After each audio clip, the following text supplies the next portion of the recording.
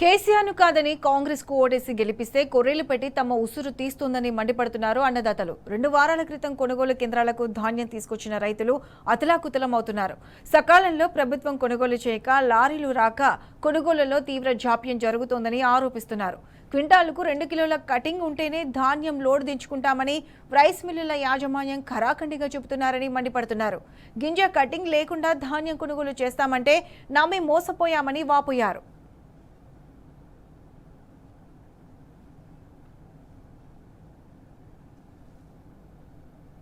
20 రోజులు అవుతుంది.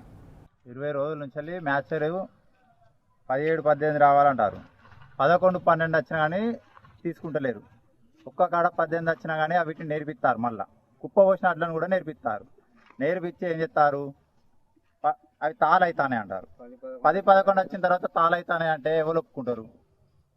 బారదాని అంటే బారదాని ఇస్తలేరు.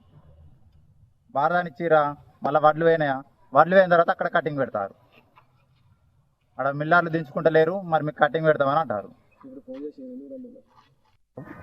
మార్కెట్ తీసుకొచ్చి వారం వచ్చినాం, కుప్ప పోసి ఇప్పుడు వారం అవుతుంది. అవి బారదాని అంటే బారదాను ఇస్తలేరు. బారదాను ఎందుకు ఇస్తలేరు అంటే అక్కడ వడ్లు మొన్న 3 బండ్లు లోడ్ అయిపోయినాయి. ఆ లోడ్ అయిపోయినాయి, మిల్లార్స్ వాళ్ళు దించుకుంటలేరట. మిల్లార్స్ వాళ్ళు ఎందుకు దించుకుంటలేరు అని మేము అధికారులను పనిచేసి ఇక్కడ కొనుగోలు చేసే సెంటర్ ఇన్ఛార్జిని అడిగితే వాళ్ళు రైతులందరూ మీరు రండి, మొన్న పోయిన బండ్లకు అది తాళ్ళు ఉన్నదట వడ్డల్లా, ఆ తాళ్ళు ఏదో కటింగ్ అది మాట్లాడినాక వాళ్ళు దించుకుంటారట. బండ్లు ఇంకా మిల్కానే ఉన్నాయట. అవి వస్తేనే, అవి అన్లోడ్ వేస్తేనే మాకు బారదాని ఇస్తారట రేపటికి, లేకుంటే ఇవ్వరట అన్లోడ్ రాకుంటే. ఇప్పుడు ప్లస్ మొన్న పోయిన రైతులను సుతా పిలిపించిర్రు ఇవాళ.